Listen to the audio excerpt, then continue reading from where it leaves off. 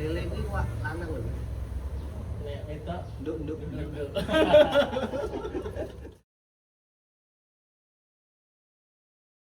Oke, baik lagi di konten yang hari ini kita bakal ngelanjutin part kedua karena kemarin part pertama sudah cara budidaya pakan hidup, kutu air dan Daphnia magna.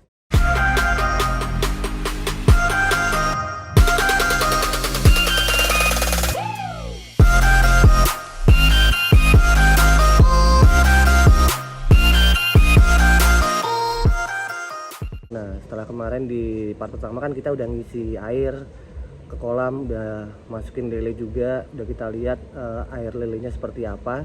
Dan hari ini kita bakal masukin starter.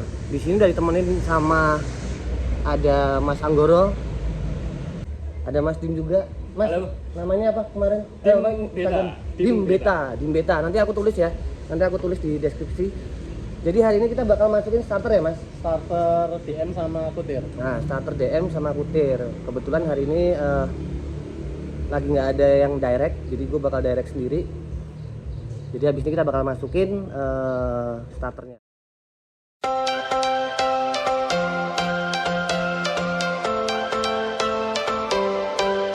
Every change has a reason. Oke, jadi kita mau masukin starter DM. untuk DM-nya dulu ya. Iya. Starter untuk DM di sini berarti, Mas? Sini. Ketinggian air nanti 50 cm minimal ya untuk DM. Untuk DM minimal 50 cm. Iya. Jadi kalau pendek nggak bisa, Mas? Nggak bisa untuk DM. Oh, oke. Oke, ini coba kita masukin. Nah, ini DM ya. DM-nya udah kita siapin, terus kita masukin. Nah, di sini juga udah ada beberapa daun-daun bekas daun-daun ya, Mas. Ini jadi bakal bisa Jadi pakan juga. jadi pakan juga ya. Selain nanti bakal kita kasih pakannya adalah air hijau dari kolam lele. Oke. Mas Anggoro, untuk apa namanya?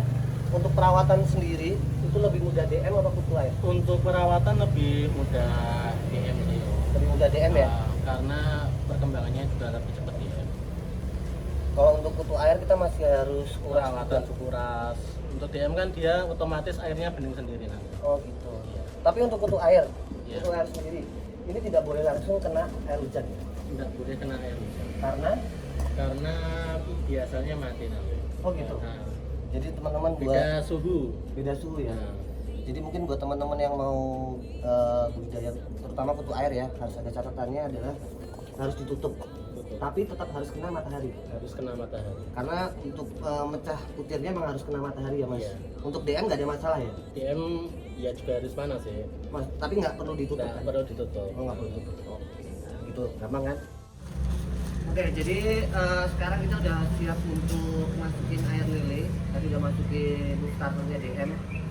Tapi nggak sempet nge-shoot starternya kutir ya, Mas. Iya. Soalnya keburu pingsan Karena di plastik. karena di plastik. Jadi harus kita masukin dulu tadi. Jadi nggak sempat. Tapi nanti bakal update terus buat apa namanya perkembangannya ya, gimana. Dan sekarang kita masukin green water, banyu lele. Jadi kira-kira dalam dalam seember gini butuh satu kolam ini butuh berapa ember? Mungkin satu ember cukup. Satu ember. Setiap hari satu ya. Setiap hari satu saja. Setiap hari cuma satu. Jadi kita coba ambil. Oke, ini kita masukin ya. Kita masukin di kolam untuk kutu air. Diratakan, Mas. Oh, diratain? Nah, Harus diratain ya. Harus diratain, geng. Kita coba ratain dulu.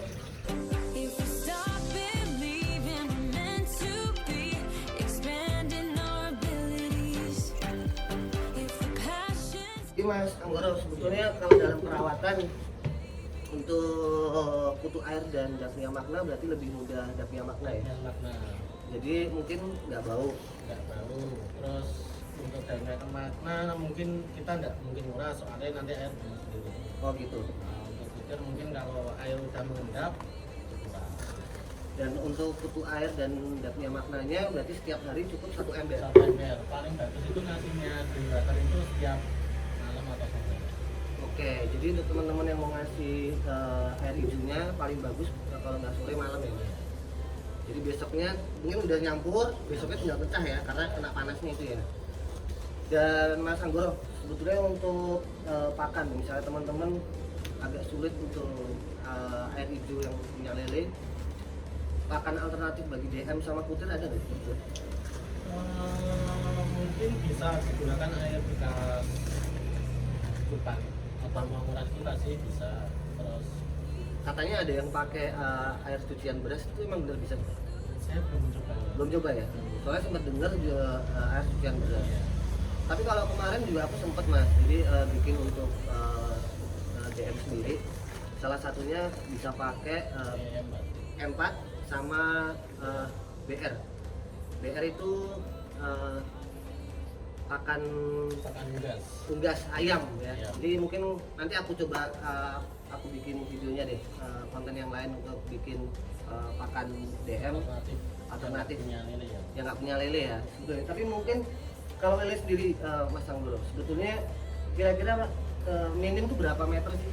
Lu apa besarnya kolam lele kira-kira? Kolam lele yang ini 2 meter persegi loh. 2 meter persegi 2 ya? meter persegi udah bisa untuk buat starter gitu. Jadi sekitar 2 meter persegi dengan volume lele berapa ekor? Untuk lele kalau sebenarnya untuk lele yang paling bagus itu 1 meter persegi itu 100 ekor paling bagus itu. Untuk perkembangan lelenya juga nanti bagus.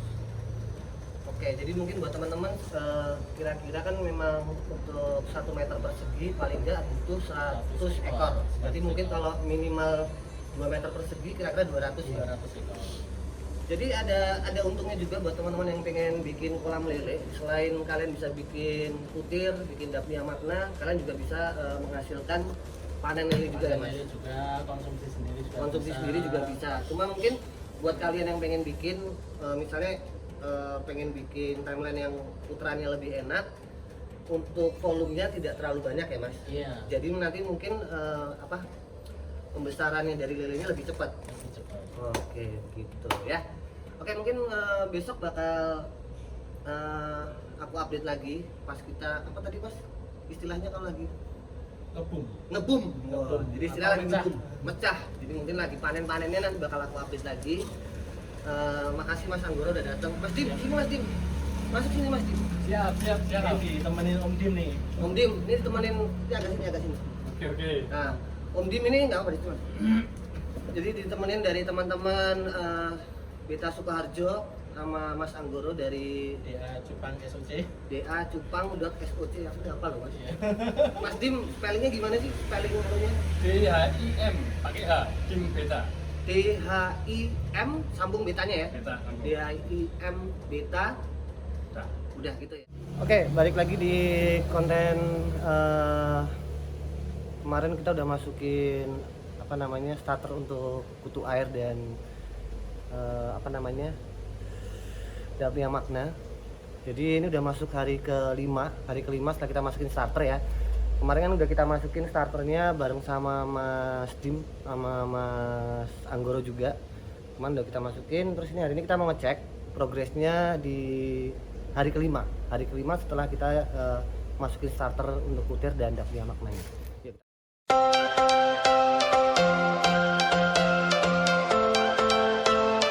Oke, jadi ini kolam untuk kutu airnya. Ini di sini udah kira-kira 5 hari ya tadi, 5 hari, dan sekarang kita bakal lihat progresnya dulu. Nah, ini sudah mulai terlihat kutu airnya. Biasanya dia kena di tempat yang disorot sama sinar matahari ya. Nah, ini udah beberapa udah kelihatan. Nah, coba kita angkat.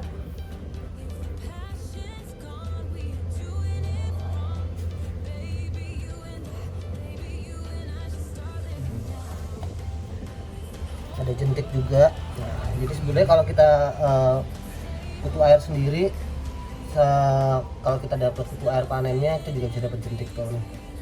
Jadi seperti ini ya. Ini untuk kutu air. Jadi selama 5 hari kemarin selain pengisian air hijau, kita juga ngasih salah satunya adalah kotoran burung puyuh. Burung puyuh bener nggak? Benar. Bener.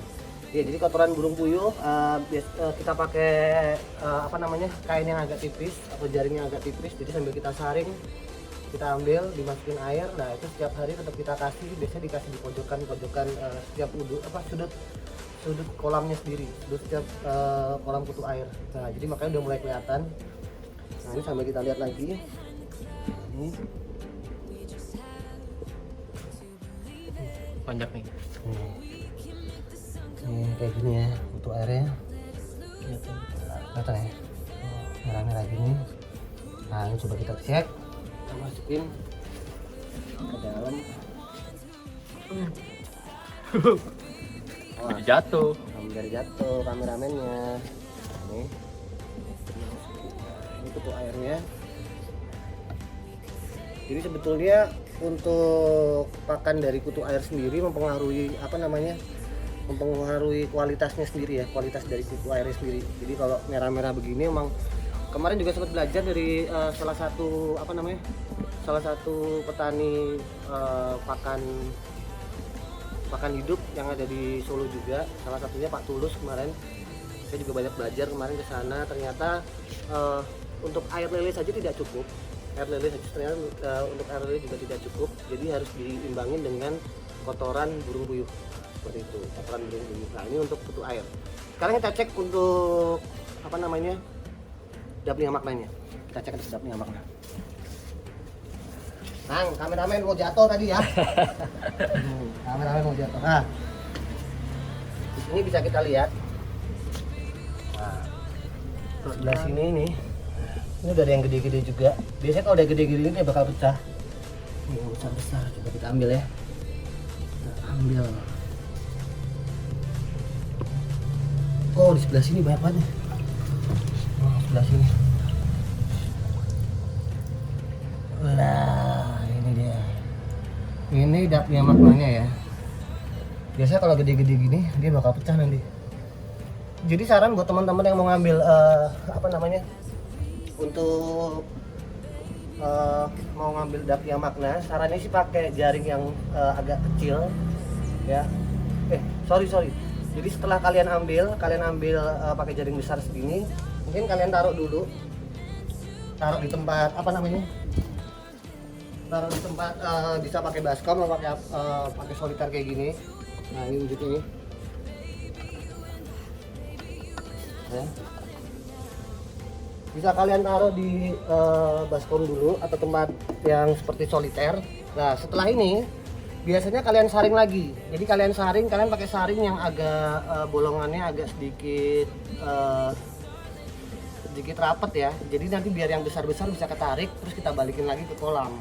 Jadi supaya yang besar-besar nanti bakal pecah lagi. Jadi yang kita ambil biasanya pakannya yang kecil-kecil. Jadi biar siklus DM-nya tuh bakal muter terus ya. Nah ini kayak gini.